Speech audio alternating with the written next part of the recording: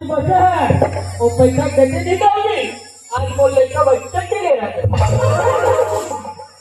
अरे कहाँ गए कॉफी? अब तो कहाँ मंगा रहे हो? अभी मंगा रहे था। और ये पागल ये लड़के मुझे पढ़े लिखे काफी है। मतलब पिए क्या?